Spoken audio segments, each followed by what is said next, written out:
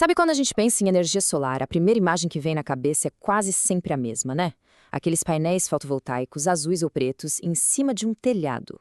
Mas e se eu te disser que existe um outro tipo de energia solar? Uma que parece saída de um filme de ficção científica, com espelhos gigantes e um calor super intenso. É sobre ela que vamos falar hoje, a energia solar concentrada, ou CSP. Pois é, vamos pensar nisso um pouco. O maior, digamos, calcanhar de Aquiles da energia solar que a gente conhece é que ela depende do Sol brilhando. Parece óbvio, né? Mas quando o Sol se põe, a produção para. Agora imagina se existisse um jeito de guardar a luz do Sol para usar depois. Exatamente esse problema que a CSP se propõe a resolver. A grande sacada está justamente aí, na diferença fundamental entre as duas. Os painéis fotovoltaicos, que a gente chama de PV, pegam a luz do Sol e transformam direto em eletricidade. É um passo só.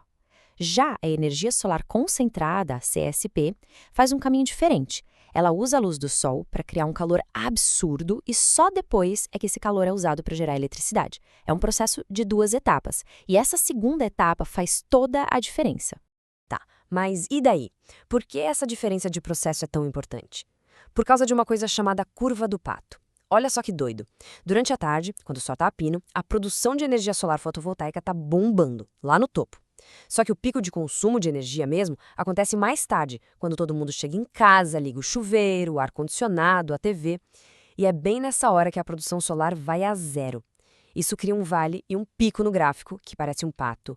E acredite, é uma dor de cabeça gigantesca para quem opera a rede elétrica.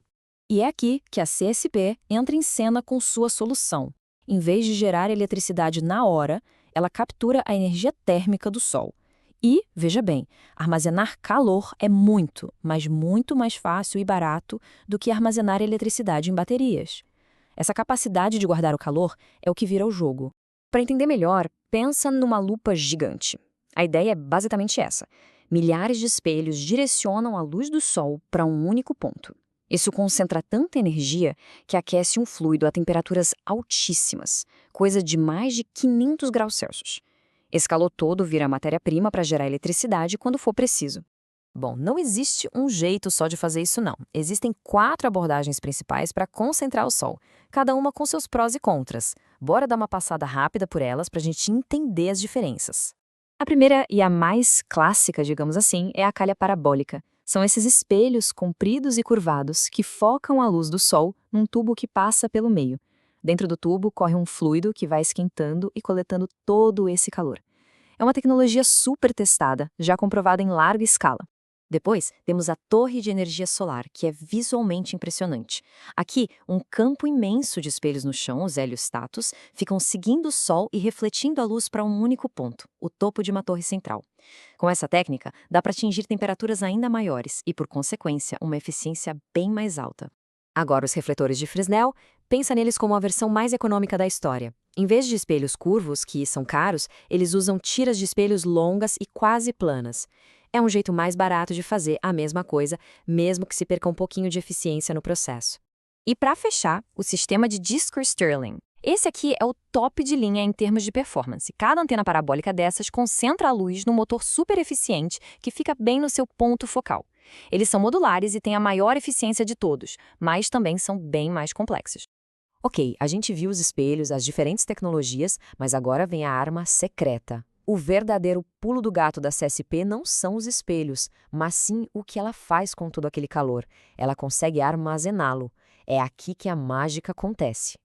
Funciona mais ou menos assim. O calor concentrado pelos espelhos aquece uns sais especiais até eles virarem um líquido fervente. Esse sal derretido super quente é guardado num tanque térmico gigante, como se fosse uma garrafa térmica enorme que consegue manter o calor por horas a fio. Aí, quando a rede elétrica precisa de energia, à noite, por exemplo, esse sal quente é usado para ferver água. O vapor gerado gira uma turbina e pronto, eletricidade limpa gerada sob demanda mesmo à meia-noite.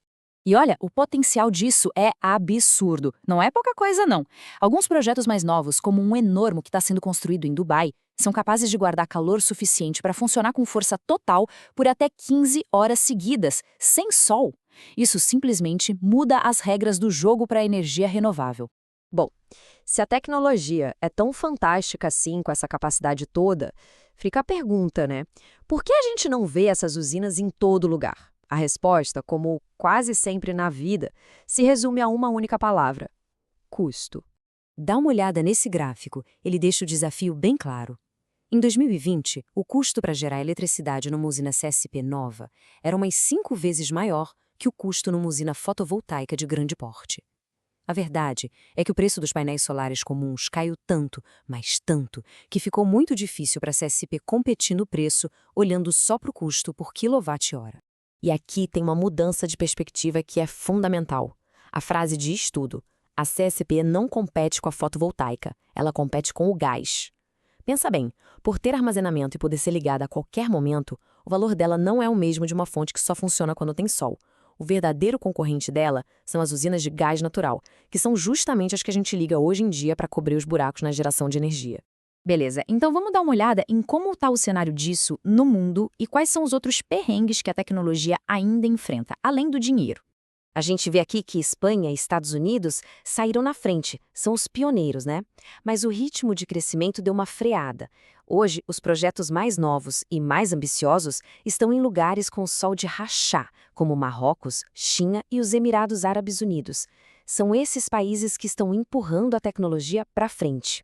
Mas não é só o custo, não. Também existem os desafios ambientais bem sérios para botar na conta. Por exemplo, essas usinas podem precisar de muita água para resfriar o sistema, o que é um problemão justamente nos desertos onde elas funcionam melhor. E tem outra questão delicada. Aquele ponto de calor super intenso pode ser perigoso para aves e insetos que, sem querer, voam através dos feixes de luz. E tudo isso nos traz de volta a grande questão. Sim, a CSP é mais cara e tem seus desafios, mas ela entrega algo que as outras fontes renováveis intermitentes não conseguem entregar sozinhas: energia solar limpa, firme e confiável 24 horas por dia. Então a pergunta que fica é, num futuro com uma rede elétrica 100% renovável, essa capacidade de gerar energia solar sob demanda é só um extra, um luxo? Ou será que ela é uma peça absolutamente indispensável nesse quebra-cabeça?